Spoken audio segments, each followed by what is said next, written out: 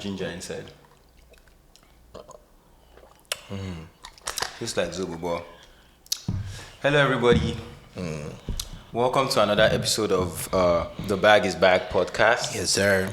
And today we have a special guest in this midst, in my midst. That's right. In our midst, listening.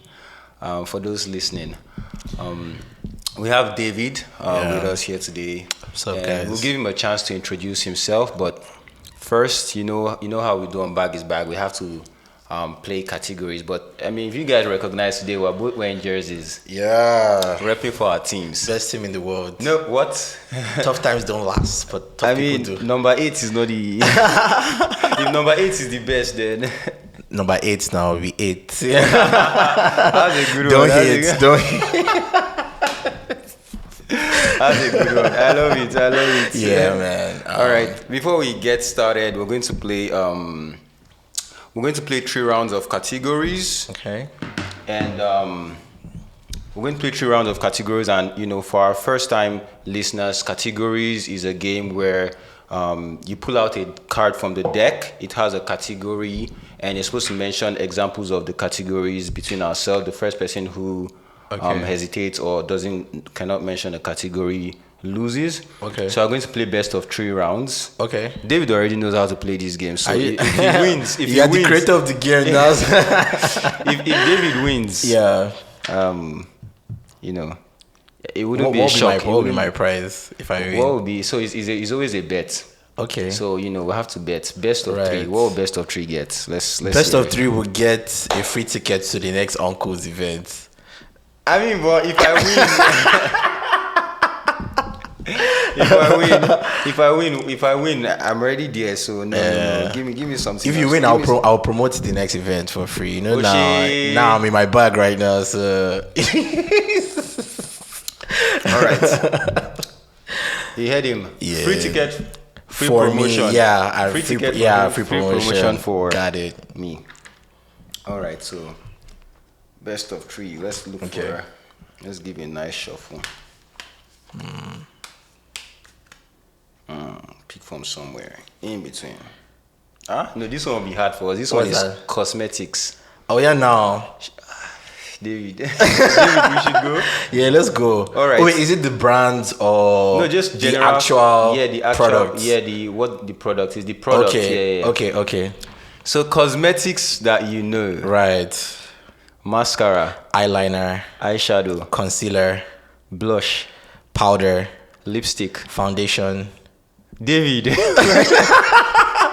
are you getting this? How do you know these things? You just know now. You just know. I see. 1-0. 1-0. Okay. All right. Sure, you're not rethink this bet like this. We still have 2 rounds. Don't worry. Yeah. I'm coming for you. Okay. Pick one. I should pick. Okay. This one will be hard though. Let's go. You made me do a hard one. So the category is romantic movies. Romantic movies. Yeah, it can be rom-com. Yeah, rom-com, maybe rom drama, tragic romance. Exactly. Okay. Let's go. Right. Okay. Let's go. Okay. I should go first? Yeah. Titanic. The Notebook. Think Like a Man. The Vow. Think Like a Man 2. Think Like a Man 3. There's no 3. What? There's no 3. Best of 3 rounds. Let me just do a clean sweep. I'm already leading 2. You're doing a clean sweep. Okay. That one was too hard. I'm Mr. Romantic. Right? Wow. Okay, last one. Last round.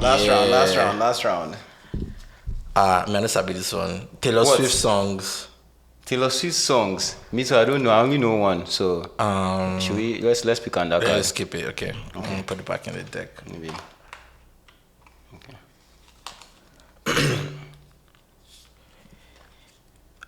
The category is rappers. So like global rappers. Anybody? Yeah, anybody. All right. Let's go. Vector. Odumodu. MI. Mode 9. Fino. Kendrick. Olamide. Drake. J. Cole. K-pop. Now, tin, they not like us. See, Yeah. guys, this was too easy. Is it? This was Wow, too- so wow. I just want myself a free ticket to the next Uncle's events. May 31st. Shameless plug, May 31st. Pull up. I'll be there. Axis Theatre, Axis, Toronto. Right. Who's playing? You and Yeah, me, Debo. We have other DJs, Ayo Mixing Right. and DJ Javier. So it's going to be a really good time. Star-studded lineup. There's a lot of surprises awaiting. right. Awaiting the Torontonians. You heard All right, that. David, you won. Yeah. You Thank won you, sir. categories. Thank you. Cheers to you. Cheers to that. Yeah. Yeah. I'm supposed to give you one free box. Oh no, I already ordered one, so it's okay. Okay. Yeah. All right. Well, we'll get started on the pod now. We'll get started on the pod now, Yeah. and today we have, like I said, we have a very special guest. Very, very special. For real. I'm shy. And I don't want to do too much intro. I want, David. This is David. I want him to introduce himself. So David, can you kick us off? Just give us a brief intro on who you are, what you do. Right. Hi everyone. My name is David Obi. Well, you can call me the Don. Don. I'm based in Toronto, and I'm in the world of product management within financial services, where I focus on a couple of cool initiatives, that drive digital containment. So what that means is rerouting our clients or users, to digital channels. Think about it as when you go into Walmart and, instead of you going to the counter to pay for your items, you do self-checkout. Okay. So, all of those initiatives, they drive cost savings as well as, they free up capacity for our frontline workers to focus on higher priority tasks. So that's So that's what you call digital containment. Yeah, containment. You're containing them within a channel. Yeah. Oh, I see. Yeah. I see. Oh, that's cool. We'll get more into that and Sure. explain more. But I'm curious. So you do product management in that field, and I just want to learn. What is product management in your own definition? What does product management mean to you, or what does it mean to the world generally? Okay. Not to sound too cliche, but if we're to look at the etymology of the word, product and management, so products, could be any product, whether anything. digital or Can be this juice. or hardware, Yeah. but in this case it is software, and within that product is a business product. I don't know if that makes sense, right? Okay.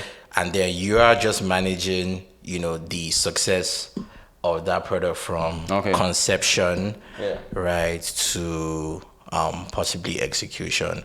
So that starts with like developing a proof of concept, and developing a strategy on how that product would come to life, right? So strategy To is, sales too. but in this case, we have like a whole team that's dedicated to driving salesy products, but mine is just more around containment. Okay. Yeah. But you have to work with those people. Yes. It's a very cross-functional sport where you work with teams from marketing. Well, in my world, there's compliance, there's legal, because I work in a heavily regulated industry. So there has to be compliance, legal, marketing, design, UI, UX design, analytics. Because you have to, because these days everything you have to do is data driven. You just can't make wild guesses like or just go based off intuition. Like I think this thing would do XYZ because I feel like So I have this shiny idea. Exactly, because ideas are cool, but execution is better. So I see. That's cool. And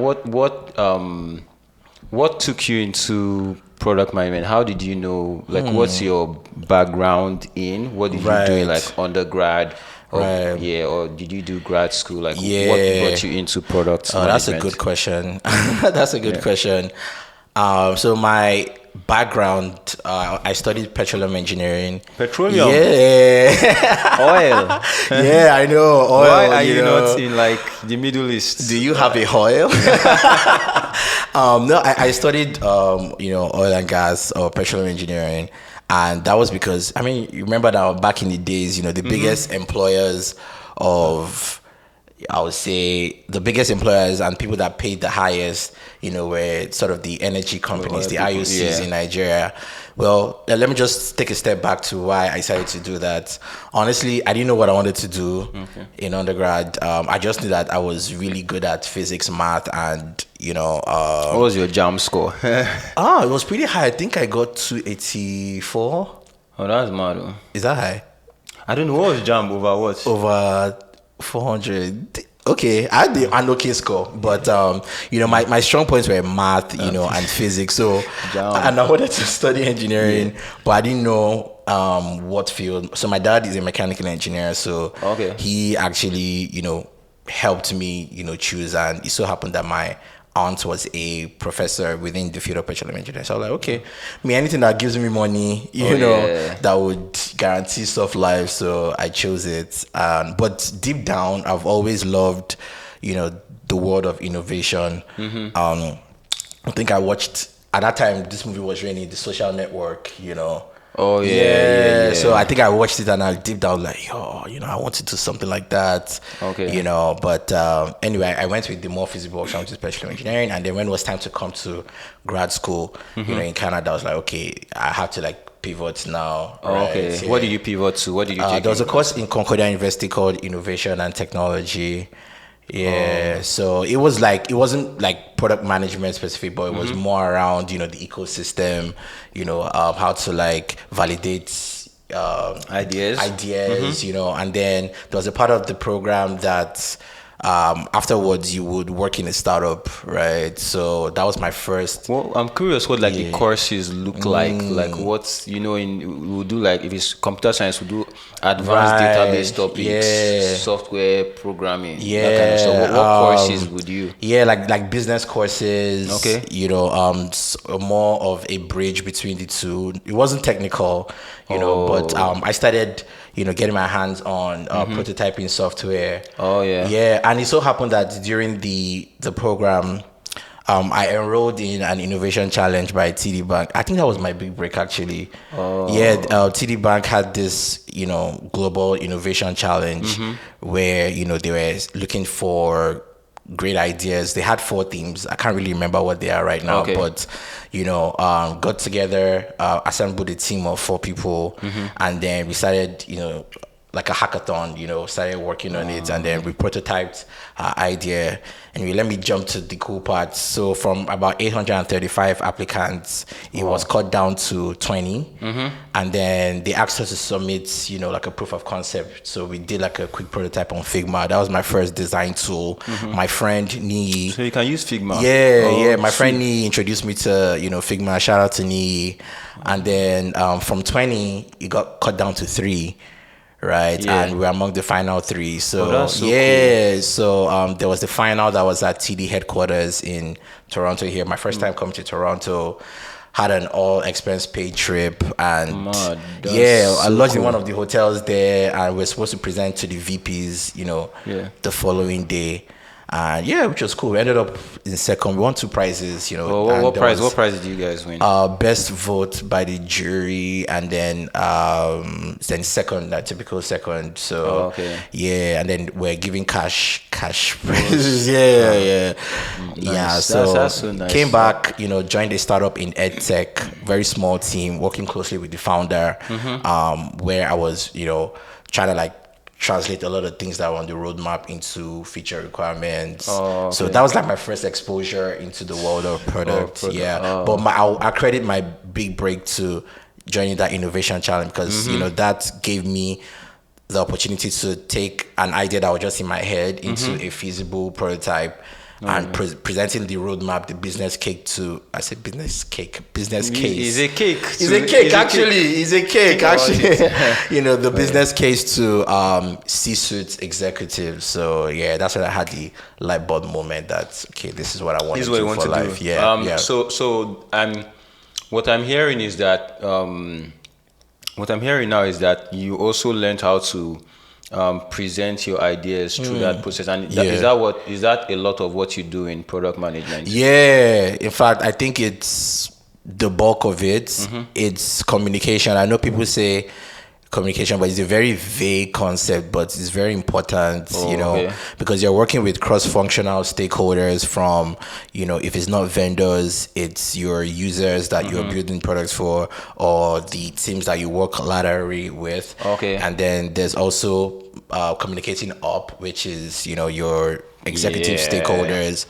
So being able to speak to all of these facets of people is very important. The way you would speak to a very technical person like yourself, it's not the way you would speak to the person who's going to use the product at the end of the day. So just understanding those nuances is important. Yeah. How do you switch? Code switching. Yeah, because you have to. I understand. Like if you're talking with a technical person, you have to be very detailed into the technical, because that's where you have influence over the person. That's where you because when you show that you understand that, the person can be willing to meet with you but if you are talking with a C-suite person, you don't have to go into business. But how do you switch? Is it that you have to learn? Is switching learning? I think it's learned. It's learned by doing. There's somebody that I consider a mentor who recommended a book called The Weekend Language. So The Weekend. Yeah, The Weekend Language. So it sort of teaches you how to communicate effectively. So within this context, you can translate something that is of high complexity to your dad, or a 5-year-old. Something that I practice, not so diligently, is sometimes if I'm working on a new concept or an idea, I always speak to someone who is not even within the field. And when they ask, so what's up with work? And I tell them, so now I'm working on this, and they're like, wait, hang on, what's that? So you now have to remember that they are not. I try to explain it in layman terms.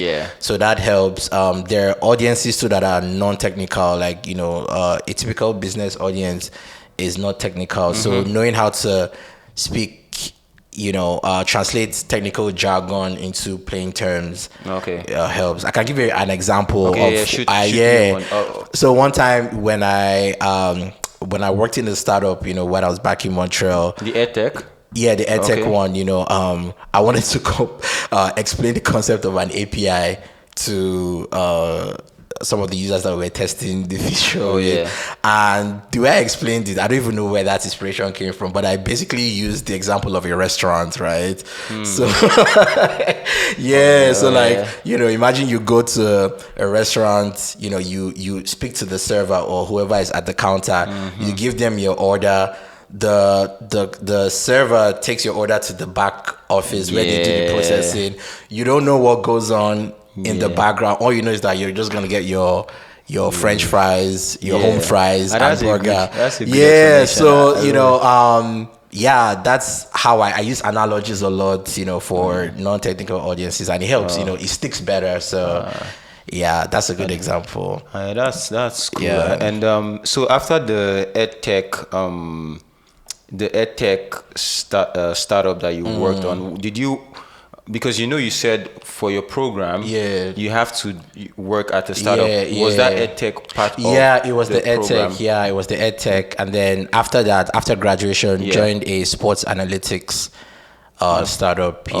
What they do is they use computer vision to get real-time data from sporting events. So they had two main products. One was for hockey, and then the other one was for soccer. So I was on the soccer tool. It was an internal tool for analysts. That's very native to you. It just felt like interest and it just so aligned. Do you have to, as a product manager, do you have to work based off of interest, because interest can be niche. And take for example, if you wanted to be like maybe sports analytics, you only wanted to work on sport analytics products, and your interest is soccer. Yeah. That's, even though there might be a lot of companies like that, but it's still very niche, and like you are maybe boxing yourself. Is that how it is in the product world? Do you specialize?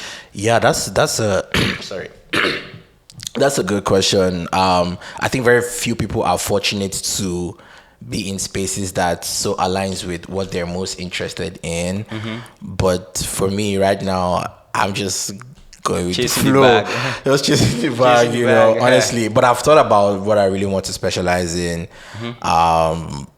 Lately, I've been working on payments modernization that I've discussed with you so many times about. And it's an interesting field, it's multidimensional.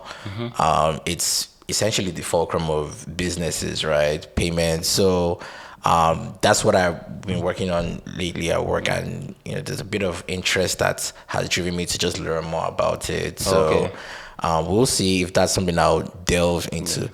Delve. This word caused controversy on Twitter. Yeah. Please do not chat GPT. But before I digress, that's before you delve before I delve in further.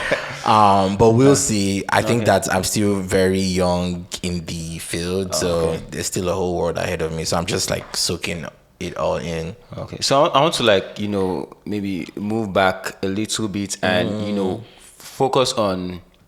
Now I get from you that you pivoted, not pivot, but it's pivoted. But you did the masters in innovation and entrepreneurship, and that helped you become like a product manager.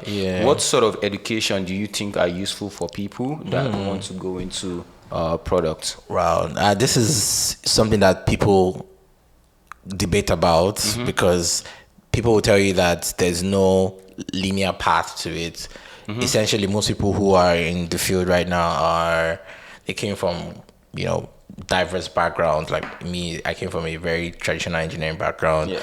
I would say it's a combination of self-learning and taking some courses online. Before, the typical route would be a software engineering undergrad and an MBA. That was the combo. That was the combo. The sweet spot of once you just have your computer science degree, go and do an MBA. But these days, you could take. I did a certification in Scrum product ownership. That helps you understand the whole Scrum framework. Agile. Working with agile teams. So I think that's a good place to start. Reading books as well helps. Remember the book you gave me? Is it Cracking the PM? That's Cracking a good one. That's a good one. Shout out to Knife. I tried breaking it, but I couldn't break it. And then there's short courses. BrainStation has a whole course on it, but it's not for everyone. People think that, but honestly, the best way is by doing it. Oh, so just do something. You take all that learning. Like in my case now, I did a hackathon, right? So that is essentially what you will be doing in your day to day, but on a amplified scale. So I think. Now, speaking of day to day, since you said day to day, what does your day to day look like? Right. Oh, okay. Is it the same? Is it No, no 2 days are the same. Bunch of it is just like meetings. Stakeholders. Do you like the meetings? Well, at the beginning of the day, when you're engaged, yes, but anybody that fixes meetings towards the end of the day. Okay, I see. It's like what time would it be? Mornings, but also I like my focus time to be in the mornings too, but you can't always have it. How would you? Because it's hard to have focus time in the afternoon. Yeah. So what I do is, set most of the meetings in the PM, like after lunch. You just talk out all that lunch you've ate. Focus time in the morning.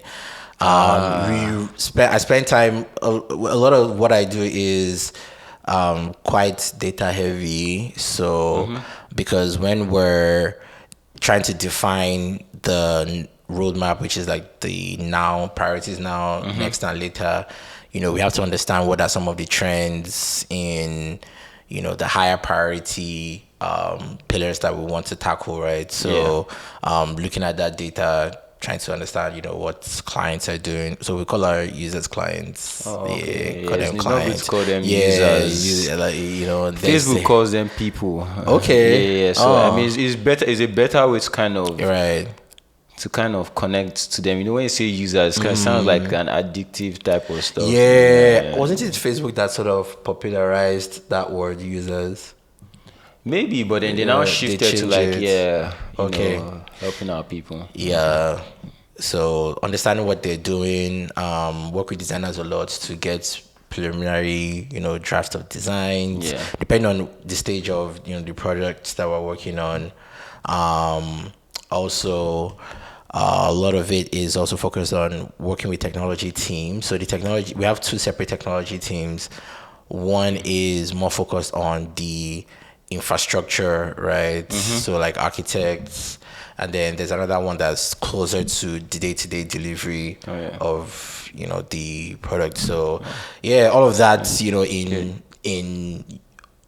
on lateral on linear fashion, but okay. And also analyzing, because I also have to look at what the competition is doing as well. Honestly, someone that's very market savvy, helps. You have to understand what's going on, how to fetch insights from the market. Rich insights. That means some data analytics skills would be useful. I hear people in product say they when they ask for requirements, it's like, get me if you have SQL. If you have SQL skills or any form of like Tableau or ways that you can just fetch data. Or manipulate data and like build insights from the data. Do you do any of those technical, like any like coding? Because some product managers do. Maybe like to fetch data, I have to do maybe a little SQL coding. SQL. Do I consider is that coding? I mean, you write declarative languages, declarative language. So okay. So in my day-to-day, I don't use SQL, but it's something I learned while I was trying to transition.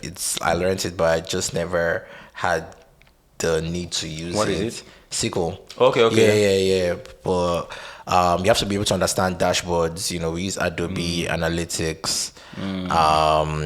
Adobe Analytics is really good. You have to be able to understand data around the funnel, like the end-to-end journey, and then looking at drop-offs. That's something I do a lot.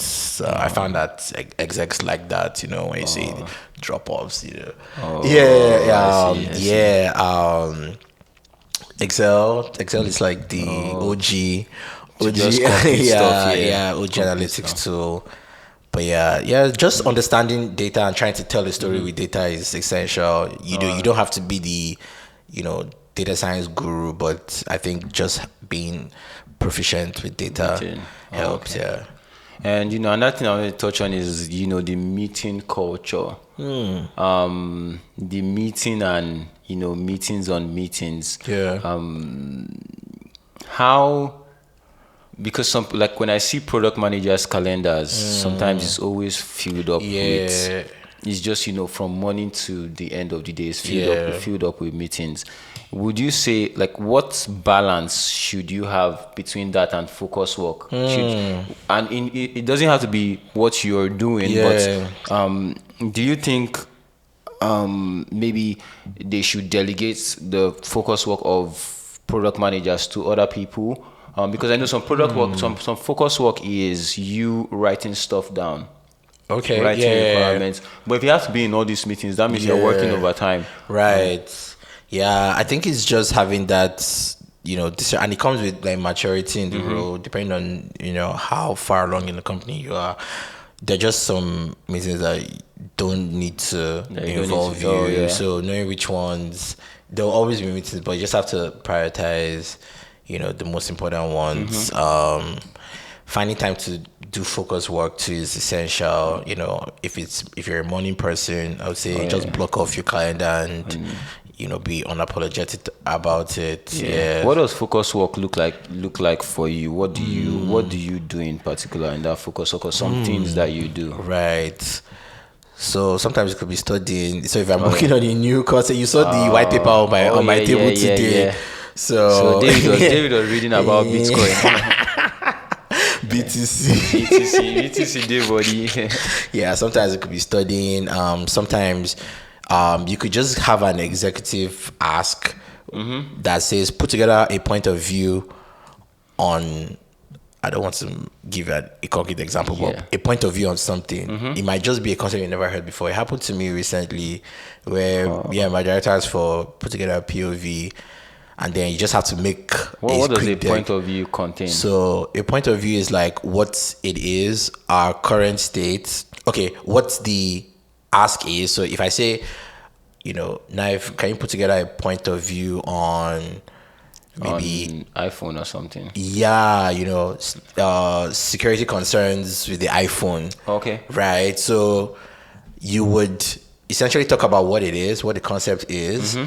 Our current states, like your current states, where we are in terms of with relation to that concept. What your closest competition is doing, what the trends are in that space, what are the key insights, or opportunity gaps that we can focus on, and maybe potential risks. So all of these are things that you have to go and study and write.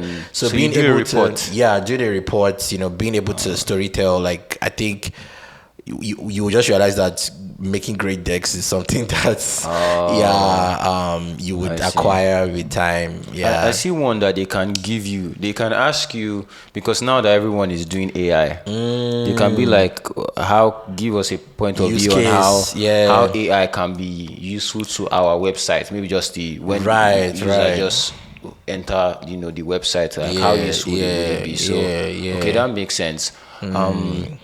So you have to do that. So what other focus? What other things? The analysis part. I deal with huge chunks of data because they come from branch channels. So sometimes analyzing the maybe past 4 years of data from all over Canada. Analysis. I spend time doing analysis. Requirements is not so much. You mentioned some tools like the Adobe Analytics. You mentioned Excel. What other tools would you say is necessary for like the general product management industry? Jira. Jira. That's ticketing. I hate Jira. Jira is, you can't run away from Jira.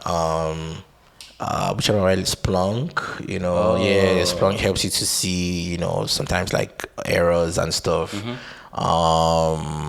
Which am I leaving out? I would say that Jira, Confluence, and just maybe documentation. All the documentation lives on Jira. So okay. Before I switch into the other segments, I wanted to ask, what would be your advice for people going into product today? If you wanted to give, because me, I've been trying to get into it, but nobody is giving me a shot. So maybe David, will you give me a shot? When I found my company, you'll be co-founder. I'll co-found it. I'll do product. I'll do product. CPO. That's a good question. Advice for people going maybe into product? You have to decipher what you enjoy spending time doing, right? You have to have good people skills. Some people are very technical, such that they just want to code their way all day.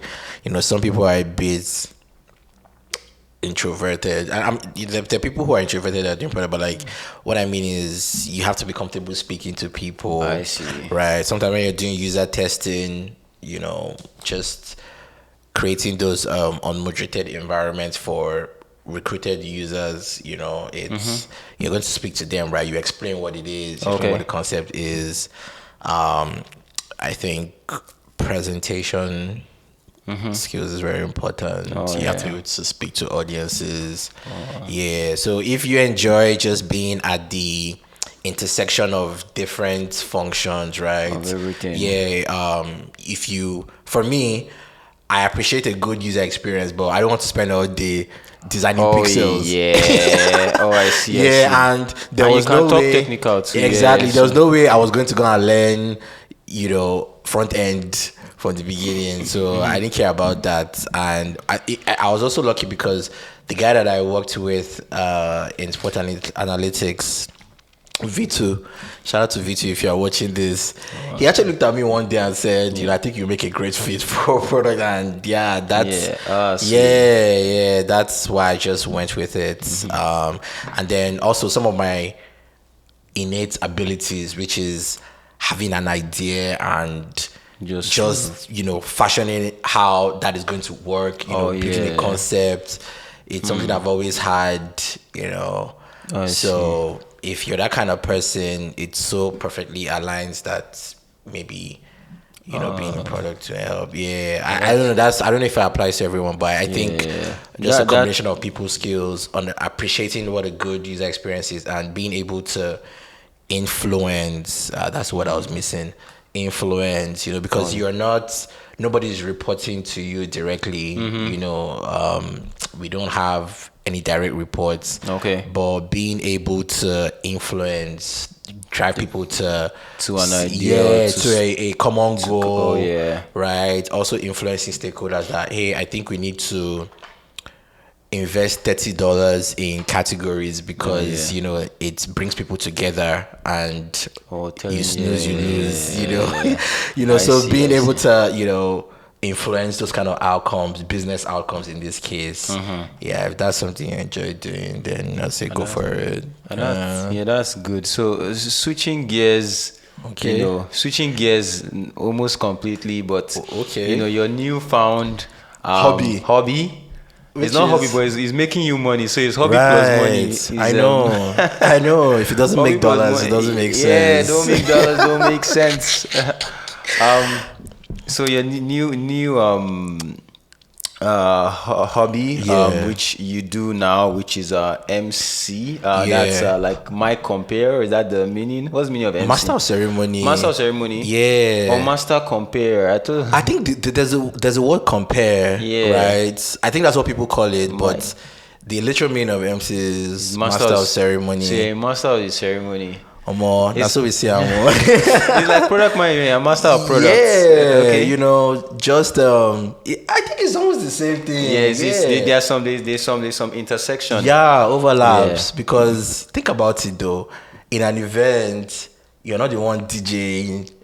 You're just the one engaging the audience. You're coordinating, sort of like you determine the flow of the event.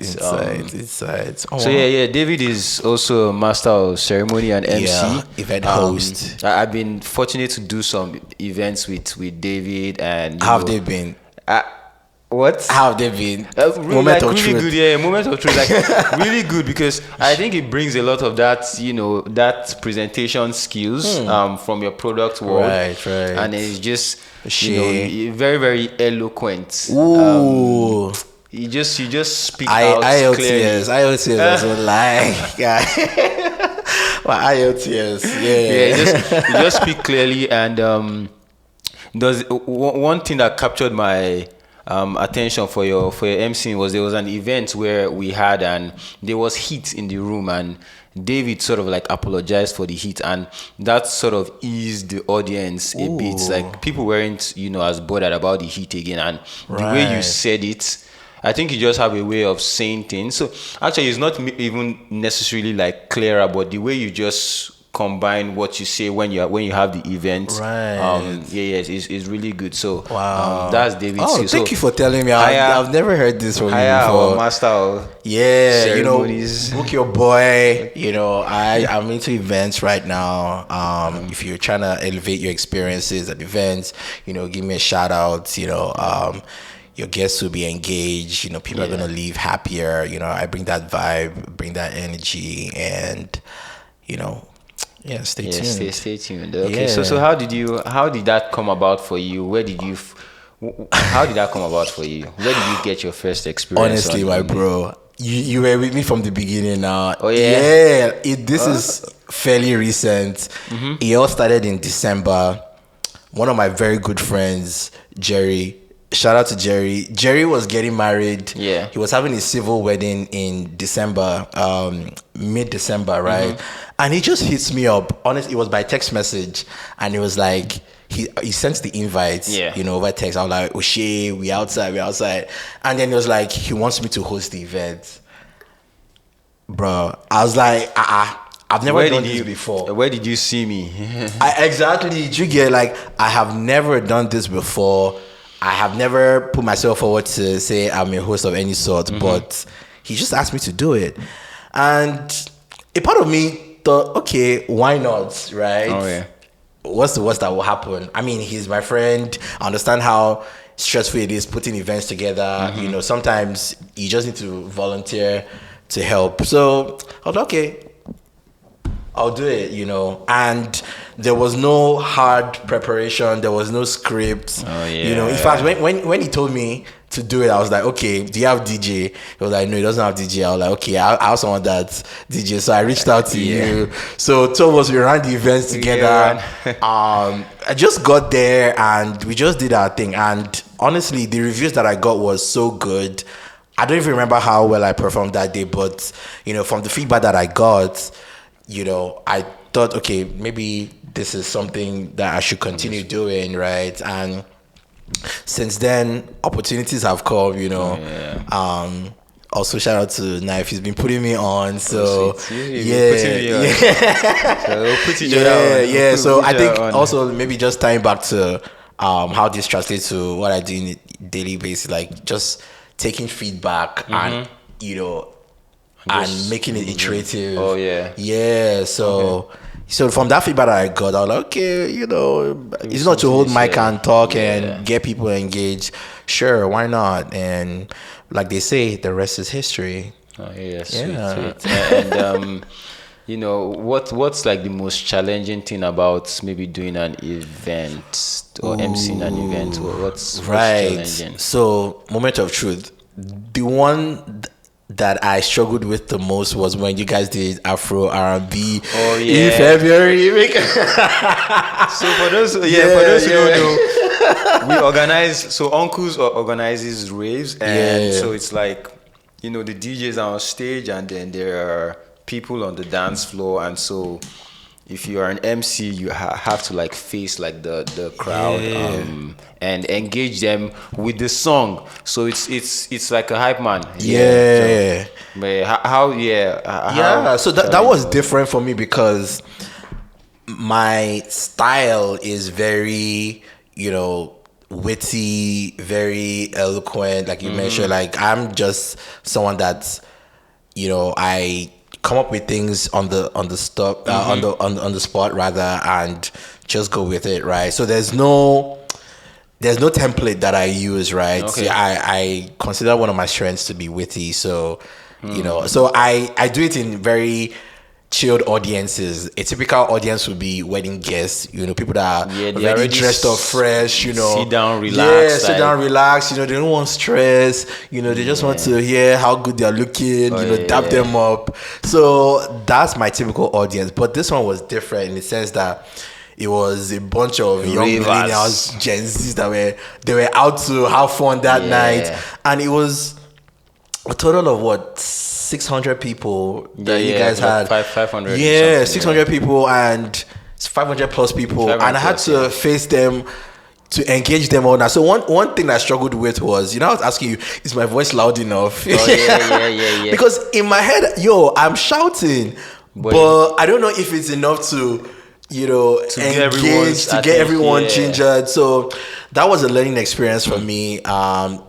Hosting events like that require a different type of stage presence, which I, learned a lot from that day. And you asked what the challenge was, right? So I think just being fluid with the audience would be Different. the biggest asset you can have, and it comes with getting more wins under your belt. Okay, getting more experience. getting more exposure, getting more experiences. But those wedding guests were sort of like a comfort zone for you, like where you, because when you did it the first time, it was already good. But if we threw you into the rave the first time, it might not, it wouldn't have been good. So that would be like your comfort. It wasn't a bit of a comfort at the same time because I was nervous, but it was a softer landing than being thrown into a rave of 500 plus people. Yeah, I had no problems facing the crowd, but shouting. I don't like to shout. I don't like stress. If you need a soft, nice, calm, relaxed MC. Yeah, I'm a host. Host with the most. But with that being said, I'm doing raves now because everybody's outside. Oh yeah, you have to. I feel like a pool party might be a pool party that is pretty relaxed. We are always like it's back to back, boom boom, dance, shout, sing. Yeah. So no one has space to even really think or really assimilate what someone is saying. It's just like it's just quick. Right. But I think maybe a pool party. Okay. Pool party, rooftop vibes. Rooftop kind of vibe. But with that being said, I'll continue trying. I'll continue trying that rave. Just have different. Have a variety, and then I'll see which one they pay pass. To cap it for the two, product management and MCing now. Can you give me for both of them what the future? You can't really you can say where you want to go, but you can't really life happens, and you just move with life and where it carries. But what does the future look like for you and for the industry, and for both product management and MCing? For me, so like my personal roadmap or just general. Like a personal that ties along with the general roadmap of product management. Personal. Tell us your secrets. When they ask you what your 5-year plan, so my plan is to grow in this company and to grow in this company. In 5 years, I see myself taking up senior leadership roles where I work with senior management to lay out long-term strategy. That's my interview answer. That's the official answer. My personal one. Let me hold my cards to my chest because I have ops. I have ops. If you are David Ops, let me speak in general. If you are David Ops, I got ops. So please comment below. Okay. In general, with definitely you can't shy away from emerging technologies. There's just a plethora of them. AI, even in AI, like there's a ton of use cases. There's blockchain. The Internet of Things. So I think being comfortable, with one of these technologies would definitely set you apart, regardless of what field you're in. So financial services. So there's tons of use cases. Like we started exploring, AI and there's virtual assistant, chatbots. So these technologies have high applicability, right? Regardless of the field. So I think just having a future outlook on trends would help. The other one is kind of also skills wise, you can, there's no end to being, business savvy. I think being technical really helps. I can't even lie, but being technical helps, but, work closely with, devs and engineers, just understand, what is feasible and what's not. Leverage them. Exactly. But, business, you're driving business outcomes most importantly. So being business savvy. How can, if you've already learned, the communication skills, you are pretty proficient in doing it. what can the future of learning that be? Like, how can you just constantly improve on that? That, you know, take for example, if it's software, you can just keep learning new tools and learning the advanced, how to use those tools in an advanced way. What is it like for like in terms of for communication? I read somewhere that, you know, if you cannot explain a concept to a 5-year-old, you don't really understand it. So, you know, at the core of it, you know, it sounds funny, but what they're trying to say is that you should be able to break down complexity, right, to the smallest, smallest size, right? So look for 5-year-olds and just yeah, you know, or you know, call your parents, you know, call your parents, you know, tell them explain what you know, and do. explain. You know, that's good practice. You know, that's something that I do. Okay. Yeah, parents, you know, whoever, you know, not to bore your friends what you do, but you know, sometimes just it helps.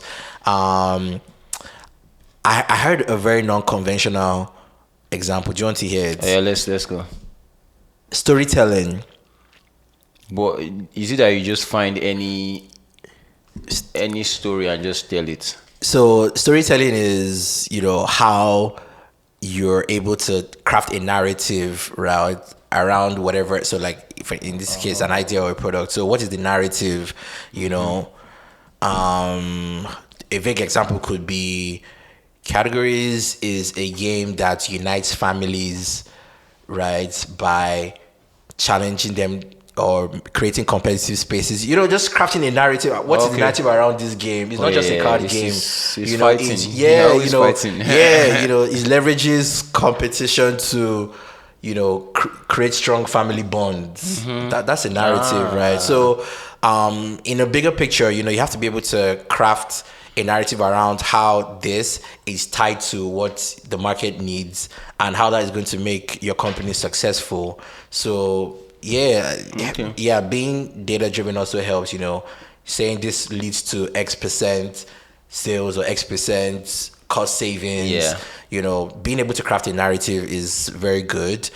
And one way to learn that is, I don't know how effective this is, but I've heard if you listen to the way comedians have stand-ups, yes, comedians are one of the best storytellers. Yeah. So I've heard that, you know, they start with they give the punchline first, and then they walk you through the backstory, and then now hit you with another punchline. So, you know, when you're presenting, state what the solution is, and then how you arrived at it. You know, don't typically what people do is that they start from the beginning, start dragging. This is the problem. This is what we did, guys. The audience is already snoozing. You know.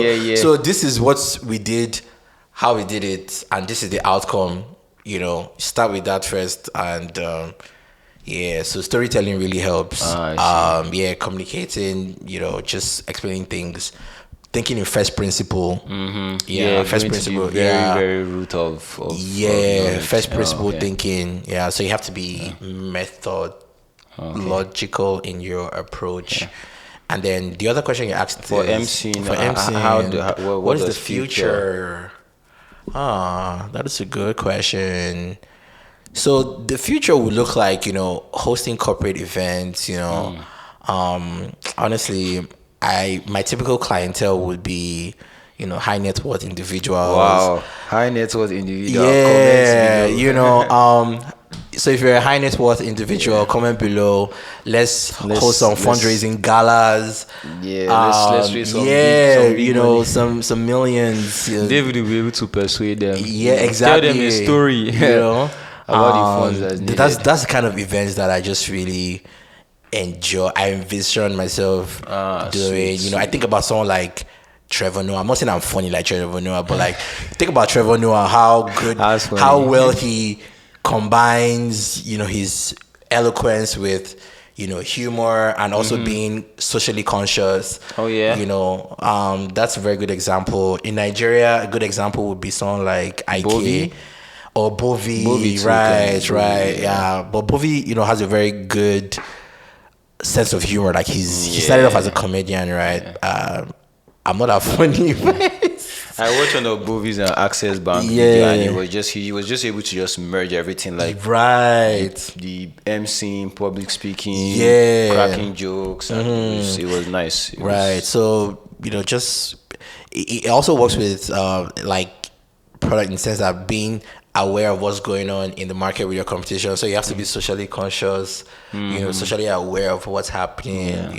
You want to talk about something that people can relate to. Wouldn't that require just some studying and understanding? So if you want to MC at, say, TD Bank, TD Bank is in hot waters now, but really, what happened? They we would not speak bad about TD Bank on this podcast, but there's something about like drug money laundering. Wow. Yeah, I mean, it's not that they were aware of it, but it was just passing through their banks. Okay. But take, for example, you wanted to do something for like TD Bank, you may have to just study a bit. Yeah. Which is the study that is your focus work that Exactly. You have to know what's going on before you go and say something that is related to what they're... Yeah, before you go and say something...